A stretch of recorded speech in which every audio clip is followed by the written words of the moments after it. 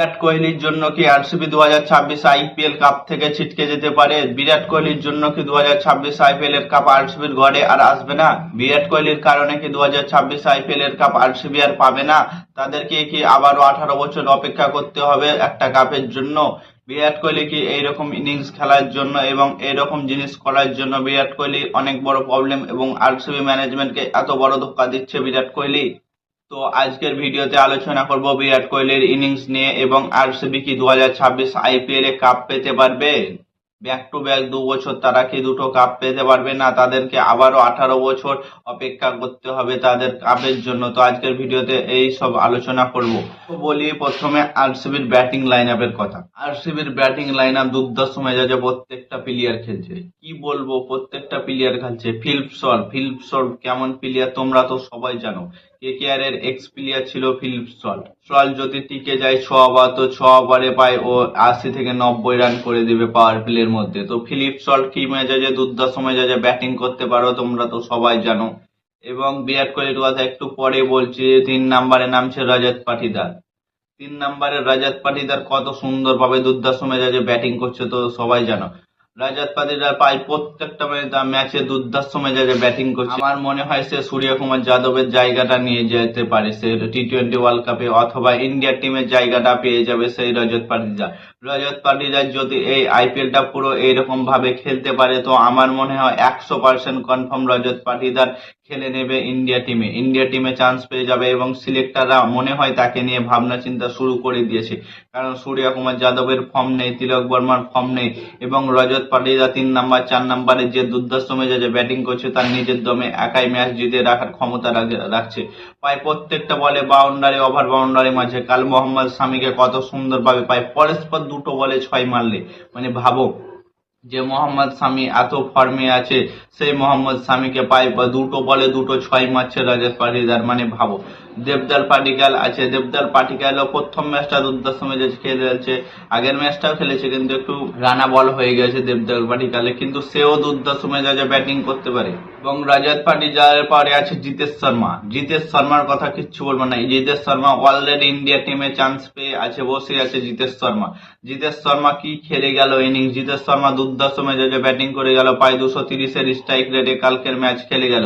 জিতেশ শর্মা প্রায় এতটা ফর্মে আছে কিছু বলার নেই। আগের ম্যাচেও রান করেছিল, তার আগের ম্যাচেও রান করেছিল, প্রায় প্রত্যেকটা ম্যাচে জিতেশ শর্মা রান করছে, মানে ভাবো আরসিবির প্রত্যেকটা প্লেয়ার যে ফর্মে আছে, মনে হচ্ছে 2026 আইপিএল এ তাদের ঘরে আবারও ফিরে আসতে চলেছে।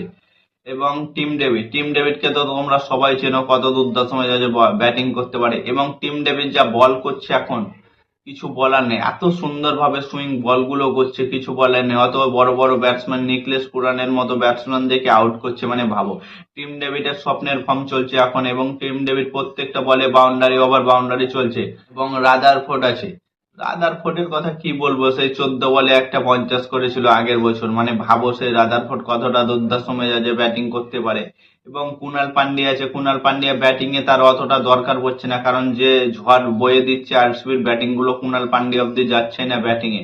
এবং কুনাল পান্ডিয়ার কাছে গেলেও সে হার্দিক পান্ডিয়ার মতো খেলে দিবে, কারণ সে 5 বলে 20 রান করতে হয় যদি, সে করে দিবে কুনাল পান্ডিয়া। এইরকম প্লেয়ার কুনাল পান্ডিয়া, এবং সুন্দরভাবে স্পিন করছে। আর তাদের মেন অস্ত্র আছে সুয়েশ শর্মা। মেন অস্ত্র বলতে সুয়েশ শর্মা যে স্পিন টাইপের বল করছে এবং পুরো মন্ত্র ফুকের মতো একবার বল করছে সুয়েশ শর্মা অনেক বড় প্লেয়ার হয়ে যাবে। আমার মনে হয় 2-1 বছরের মধ্যে ইন্ডিয়া টিম চান্স পেয়ে যাবে সুয়েশ শর্মা, কারণ খুব সুন্দরভাবে বল করছে সেই সুয়েশ শর্মা।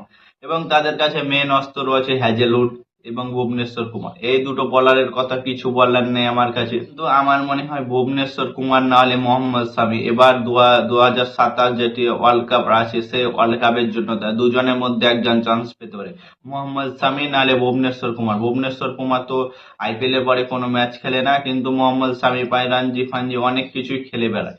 সেই দিক থেকে মোহাম্মদ শামি অনেকটা এগিয়ে আছে। মোহাম্মদ শামি না হলে ভুবনেশ্বর কুমার, এই দুটো প্লেয়ারের মধ্যে একটা প্লেয়ার দেখবে ইন্ডিয়া টিমসে চান্স পেয়ে গেছে, কথাটা লিখে নিতে পারো। এবং ইনপ্যাক্ট হিসাবে আসছে ভেঙ্কটেশ আয়ার আছে, আরো প্লেয়ার আছে। ভেঙ্কটেশ আয়ার কত সুন্দরভাবে ব্যাট করেছে, ভাবো একটা ম্যাচে চান্স পেয়েছিল তো লাস্ট ওভারে প্রায় 21 রান নিয়েছিল ভেঙ্কটেশ আয়ার। যে ভেঙ্কটেশ আয়ার কলকাতা ম্যাচে আগের বছরে একটা ম্যাচ খেলতে পারেনি ঠিকঠাক ভাবে, সেই ভেঙ্কটেশ আইয়ার আগের ম্যাচে লাস্ট ওভারে একটা ওভারে 20 রান নিচ্ছে, মানে ভাবো 230-40 স্ট্রাইক রেটে সেদিন ব্যাট করে গেছে ভেঙ্কটেশ আইয়ার।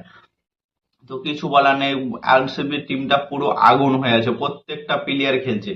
এবং মেন কথা যেটা বিরাট কোহলিকে নিয়ে, সবাই বলছে বিরাট কোহলি এত সোলো খেলছে। বিরাট কোহলির সোলো খেলা দেখো না তোমরা। বিরাট কোহলির যে ফিভার আছে, বলছে রজত পাতিদার টসের সময় বলেছিল যে তার 102 মতো ফিভার আছে আজকের ম্যাচে, তাই তাকে ইনফ্যাক্ট প্লেয়ার হিসাবে নামিয়েছে বিরাট কোহলিকে। সেই ইনফ্যাক্ট প্লেয়ার হিসাবে নেমেও প্রায় 149 মতো রান করেছিল।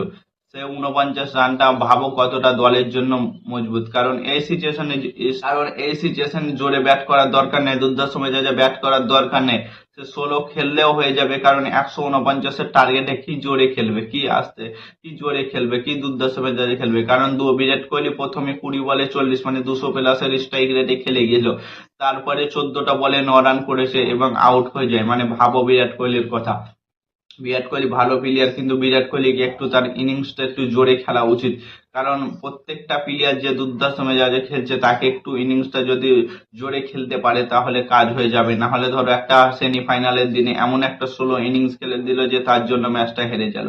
তাই বলছি বিরাট কোহলিকে তার ব্যাটিং ইমপ্রুভ করে হিসাব করে তাকে একটু দুর্দান্ত মেজাজে ব্যাটিং করা দরকার। কারণ সে নিজের জন্য খেলছে মনে হচ্ছে, তার নিজের জন্য খেলা উচিত না। কারণ বিরাট কোহলি খেলছে ঠিকঠাক ভাবে খেলছে, তো বিরাট কোহলিকে আর একটু ঝোড়ো ইনিংস খেলা দরকার। কারণ তাদের প্রত্যেকটা প্লেয়ার যে ফর্মে আছে, একের পর এক 6 হিটার ম্যাচিং মনে হচ্ছে পুরো আরসিবি টিমকে।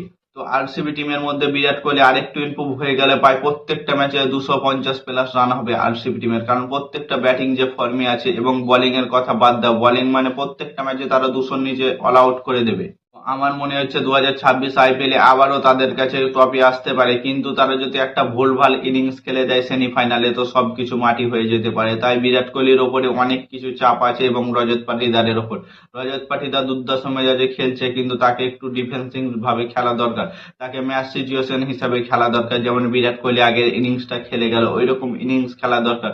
কারণ সে অনুযায়ী খেলছে, যদি একদিন সবাই ফ্লপ হতে লাগে, তো ধরো সেমিফাইনালের দিনে ফ্লপ হয়ে গেলে ম্যাচটা পুরো চলে যাবে এবং তারা আইপিএল থেকে বার হয়ে যাবে। তাই তাদেরকে একটু দেখাশোনা করে খেলা উচিত।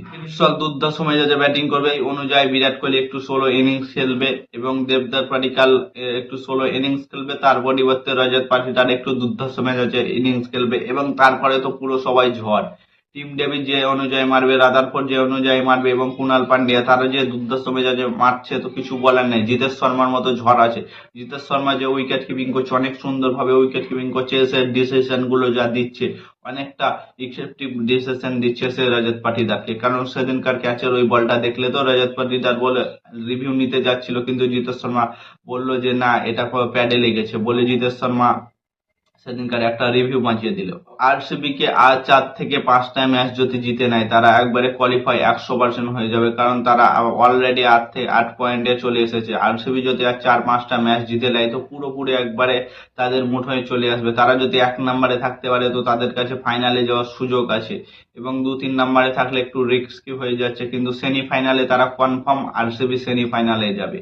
আরসিবি সেমিফাইনালে গেলে কি তোমাদের মনে হচ্ছে আরসিবি সেমিফাইনালে হেরে যাবে? না, বিরাট কোহলি এবং রজত পাটিদারকে দুজনকে একটু দুর্দান্ত মেজাজে খেলা দরকার, এবং ক্যাপ্টেন্সিটা আরেকটু ইমপ্রুভ করা দরকার রজত পাটিদারকে। ক্যাপ্টেন্সি, কারণ ক্যাপ্টেন্সি যদি আরেকটু ভালো করতে পারে, তাহলে ইন্ডিয়ার টিমে চান্স পেতে রজত পাটিদারকে কেউ আটকাতে পারবে না। কারণ সূর্য কুমার যাদবকে বাদ দিতে পারে, কিন্তু সূর্য কুমার যাদব ক্যাপ্টেন্সিটা অনেক ভালো খেলে, এবং তার ক্যাপ্টেন্সিতে প্রায় প্রত্যেকটা ম্যাচই জিতে। টি-20 ম্যাচগুলো সূর্য কুমার যাদবের টি-20তে ক্যাপ্টেন্সিতে প্রায় প্রত্যেকটা ম্যাচ জিতে। তাই সূর্য কুমার যাদবকে বাদ দিতে গেলে তার থেকে ভালো একটা ক্যাপ্টেন দরকার, যে অনুযায়ী ব্যাট করবে তার থেকে অনুযায়ী ক্যাপ্টেন্সি করা দরকার। তাই রজত পাটিদারকে ইন্ডিয়ার টিমে চান্স পেতে গেলে তাকে অনেক সুন্দরভাবে এবং দুর্দান্ত মেজাজে ক্যাপ্টেন্সি করা দরকার, এবং কুইকলি সিচুয়েশন গুলোকে হ্যান্ডেল করা দরকার, এবং সিচুয়েশন অনুযায়ী ডিসিশন গুলো খুব তাড়াতাড়ি নিতে হবে। কারণ টি-20 বলে কথা, 1 ওভার 2 ওভারের পরিবর্তে পুরো ম্যাচ শেষ হয়ে যেতে পারে। তো আমার মনে হয় আরসিবি এবার 2026 আইপিএল এর প্রায় কাপ নিতে চলেছে। তোমাদের মতামত কমেন্ট করে জানাও। আর নতুন কোনো আইপিএল ভিডিও পেতে চ্যানেলটাকে সাবস্ক্রাইব এবং ফলো করে দাও। ততক্ষণের জন্য টাটা, বাই বাই, জয় হিন্দ।